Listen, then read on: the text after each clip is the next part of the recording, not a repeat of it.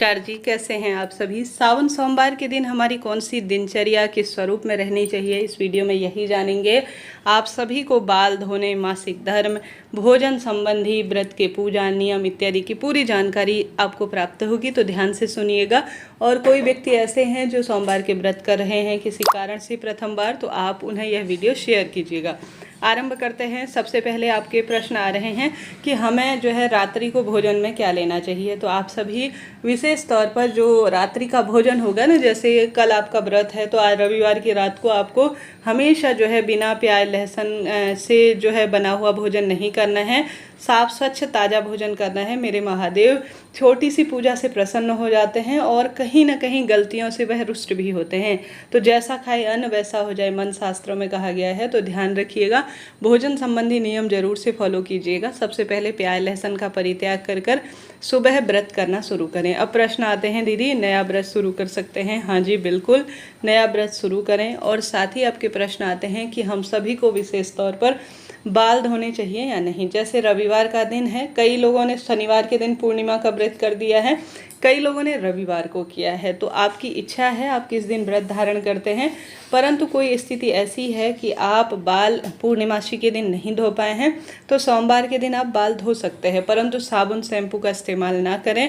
ऐसी कोई दिक्कत की बात नहीं है कि सोमवार के दिन बाल नहीं धो सकते हैं, परंतु साबुन शैम्पू में आजकल केमिकल और मिलावट है, इस कारण से सोमवार के दिन बाल धोने से मना किया जाता है। तो बाल तो आप धो सकते हैं, कोई दिक्कत नहीं है, परंतु नियम भी रह जाएगा और आप बिना साबुन शैम्पू के इस्तेमाल करते हैं तो ज़्यादा अच्छा इसका फल मिलता है और पूजा खंडित नहीं होती है। तो यह बात भी हो गई बाल धोने से संबंधित।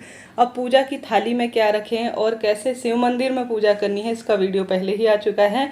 घर पर कैसे करें यह भी मैंने बता दिया है। प्रश्न आते हैं, दीदी रविवार के दिन क्या हम चूड़ियाँ खरीद सकते हैं?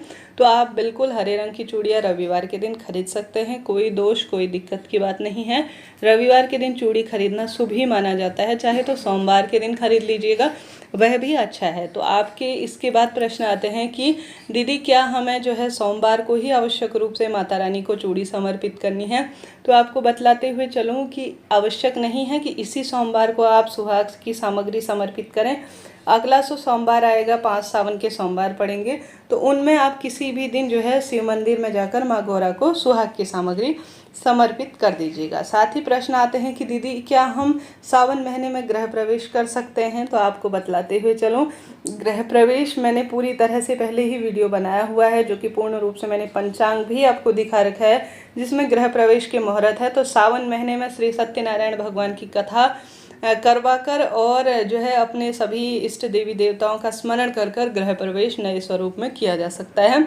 महादेव का आप ध्यान कर कर गृह प्रवेश कर सकते हैं, कोई दिक्कत की बात नहीं। जो व्यक्ति किराए के घर में रहते हैं, 4 महीने का वह किराया नहीं दे पाएंगे, किसी न किसी कारण से 4 महीने देव सोएंगे, तो यह चौमासा का दिन है, तो ऐसा संभव नहीं है कि 4 महीने अपने घर को छोड़ा जाए। आप रह सकते हैं उस घर में, कोई दिक्कत की बात नहीं है। गृह प्रवेश सावन में किया जा सकता है। बहुत भव्य स्वरूप में जो है पूजन न करते हुए साधारण सरल तरीके से पूजन कर कर गृह प्रवेश हो सकता है। बड़ी पूजा, वास्तु पूजा इत्यादि जो चातुर्मास है उसके समापन के बाद आप कर लीजिएगा, तो गृह प्रवेश कर सकते हैं, कोई दिक्कत की बात नहीं है। इसके बाद पूजा की थाली में आप सभी इस बात का ध्यान रखें कि आप सभी को विशेष तौर पर हल्दी मेहंदी महादेव को नहीं लगानी है, और जो सिंदूर होता है वह भी नहीं। तुलसी का पत्ता भी मेरे महादेव को नहीं समर्पित होता है। शंख से भी महादेव की पूजा नहीं होती है। इस नियम का भी आप शिव पूजा में ध्यान रखिएगा। अब आपको व्रत का संकल्प कैसे लेना है, यह सारी चीज़ें मैंने आपको पहले ही बतलाती है।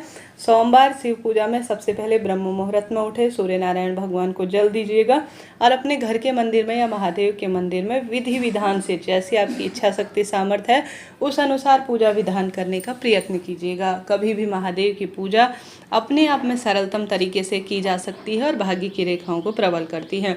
सोमवार का दिन है, बहुत अधिक भीड़ भाड़ रहती है, ऐसी स्थिति नहीं है कि मंदिर जा सके, तो घर पर भी पूजा करने का उतना ही लाभ मिलता है जितना शिव मंदिर में करने का मिलता है। तो स्थिति ऐसी है कि बाहर नहीं जाना होता, भीड़ भाड़ की स्थिति है तो दिन भर में कभी भी महादेव के दर्शन कर कर आ जाइएगा, दीप लगा कर आ जाइएगा।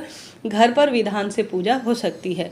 कई बार होता है शिव मंदिर में इतनी भीड़ होती है, न तो ढंग से जल चढ़ाया जाता है शिवलिंग पर, नहीं उनका श्रृंगार किया जाता है, बस तुरंत हमने जो चीज़ चढ़ाई उसे उतार देते हैं और ऐसी भागा भागी में पूजा होती है और शिव भक्त इंतजार करते हैं। तो ऐसा सही नहीं है, यह भी एक दोष उत्पन्न करने वाली बात होती है। तो विधान से या तो ब्रह्म मुहूर्त में जब भीड़ भाड़ न हो तब पूजा कर लीजिएगा, लाभ मिलेगा। अब प्रश्न आते हैं दीदी राहु काल का क्या समय है? तो आप सभी को बतलाते हुए चलूं कि शिव पूजा में राहु काल नहीं देखा जाता है। सोमवार का दिन है, पूरे दिन भर में आप शिव जी की पूजा कर सकते हैं। नवग्रहों के स्वामी मेरे महादेव हैं और शिवलिंग के आसपास ही सोमवार के दिन नवग्रह विराजमान होते हैं, जिसमें राहु, शनि, यह सभी हैं। ऐसी स्थिति में सोमवार के दिन आप शिव पूजा कर रहे हैं तो इसमें राहु काल नहीं देखा जाता, इस बात का ध्यान रखें। सोमवार सावन महीने का साल भर के सोमवार का पूरा फल देता है। ऐसी स्थिति में आप राहु काल ना देखें। जब भी आपको समय मिले, पूरे 4 पहर मेरे महादेव का जलाभिषेक होता है, तो राहु काल और शुभ मुहूर्त सोमवार की पूजा में नहीं देखा जाता। आप उपवास करेंगे तो आप यह न देखें कि राहु काल है, ऐसा कुछ भी नहीं है। सभी कालों के काल हैं मेरे महादेव, तो राहु काल का समय देखना कोई भी इसमें विशेष नहीं है। हालांकि मेरा एक दूसरा चैनल है जिसको मेरे हस्बैंड चलाते हैं, जिसमें विशेष तौर पर आप सभी मेरे पतिदेव के चैनल पर जाकर देख सकते हैं कि राहु काल का समय क्या रहेगा। मैं हालांकि उसका वीडियो लिंक मैं पिन कर दूंगी, अर्थात कमेंट्स में पिन कर दूंगी, जिसमें आपको राहु काल का समय पता चल जाएगा। तो आपको पूजा में इस दिन राहु काल का समय नहीं देखना है। इन चीज़ों को आप नोट डाउन करते हुए चलिएगा। विधि विधान से 4 पहर पूजा करें। सबसे पहले जो व्रत का संकल्प लेना सोमवार की पूजा में, तो उसमें आप सभी जिस नियम के तहत, जैसे सोमवार की पूजा अलग अलग तरह से की जाती है। कई भक्तजन पूरे महीने के व्रत रखते हैं, सिर्फ किसी फल पर रखते हैं, ये एक समय का भोजन रखते हैं, अपनी इच्छा अनुसार रखते हैं। कई भक्तजन सिर्फ शाम को जो है अन्न का त्याग ही कर देते हैं, सिर्फ फलाहार ही करते हैं। एक तो कई भक्तजन मैंने बताया कि अन्न इत्यादि से करते हैं, कई भक्तजन फलाहार से करते हैं, कई भक्तजन सामान्य जो घर में भोजन बना हुआ होता है उससे कर लेते हैं। तो आप अपनी इच्छा शक्ति सामर्थ्य अनुसार, जैसे आपके शरीर में बल है, यथाशक्ति तथा भक्ति कहा गया है, उस अनुसार ही आप अपनी भक्ति भाव पूजा आराधना को संपन्न कीजिएगा। तो इस तरह से आप कार्य कीजिएगा। सोमवार व्रत में आप चाय पानी पी सकते हैं और फलाहार भी कर सकते हैं, कोई दिक्कत की बात नहीं है। आप नियम लीजिएगा, उसी अनुसार कार्य कीजिएगा। अब व्रत का नियम होता है कि शाम के समय हमें विशेष तौर पर, जब अपने व्रत को खोल रहे होते हैं, तब आप सभी को विशेष तौर पर एक समय का भोजन पंडित ब्राह्मण जी के लिए जो सीधा होता है वह निकालना चाहिए। उसके पश्चात ही आपको व्रत खोलना चाहिए। सोमवार पूजा में आप विशेष तौर पर किसी गौ माता या नंदी महाराज की सेवा कर देते हैं ना, अर्थात उन्हें भोजन कराते हैं, या गरीब निर्धन ब्राह्मण को या किसी मांगने वाले व्यक्ति को भोजन कराते हैं, तो पशुपतिनाथ मेरे महादेव कहलाते हैं। वह खुशियों के भंडार भर देते हैं। पूरे दिन भर में अपनी दिनचर्या सुंदर रखिएगा। किसी भी अवस्था में किसी की निंदा, चुगली, बुराई करना पाप के समान है, व्रत को खंडित करता है। जितना संभव हो प्रभु की भक्ति, ध्यान, स्मरण में अपना समय व्यतीत करें। दिन भर में चाय पानी पी लीजिएगा, बहुत श्रेष्ठ रहेगा। शाम को आरती इत्यादि कर कर भगवान जी का जो भोग लगाया है आपको, वह प्रसाद कर कर अपने व्रत को खोल लीजिएगा। इस तरह से आपको सोमवार व्रत करना है, विधान से करना है, कोई दिक्कत की बात नहीं है। अब दिन भर में फलाहार इत्यादि ले रहे हैं तो ऐसा ना करें कि बार बार चलते फिरते कुछ भी जो है बार बार अपना मुंह जूठा कर लिया, बार बार अपना मुंह जूठा नहीं करना है। इस बात का आप सभी ध्यान रखिएगा। कभी भी गलत स्वरूप में पूजा पाठ सफल नहीं होती।